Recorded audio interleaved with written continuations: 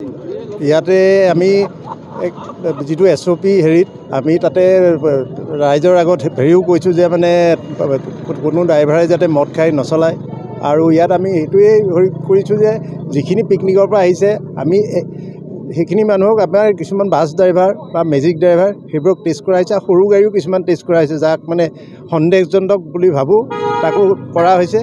সেই হিচাপে আমি কৰি আছোঁ, আমি যিমান পাৰোঁ কৰিম আৰু কৰি যাম আৰু বছ। এতিয়া কেতিয়ালৈকে থাকিব আৰু কেনেধৰণৰ SOP জাৰি কৰিছে?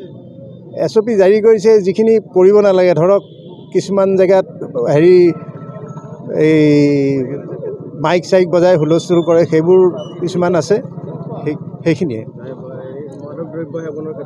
মাদক দ্ৰব্য সেৱনৰ ক্ষেত্ৰত যি ডিটেক্ট হয় তাক ডিটেইন কৰিব দিছে।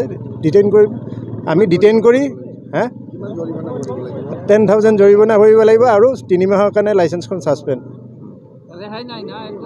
নাই, ৰেহাই নাই। এইটোতো ৰেহাই হ'বৰ কথা নাই। কেতিয়ালৈকে থাকিব? এইটো 31 তাৰিখলৈকে, 31 জানুৱাৰীলৈকে। হয়, বিহু নহয়, 31 জানুৱাৰীলৈকে।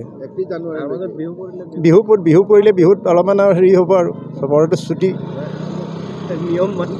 নিয়ম বান্ধিয়ে হ'ব। এই ক্ষেত্ৰত কিছু পূৰ্বতকৈ এক্সিডেণ্টৰ সংখ্যা হ্ৰাস পাইছে,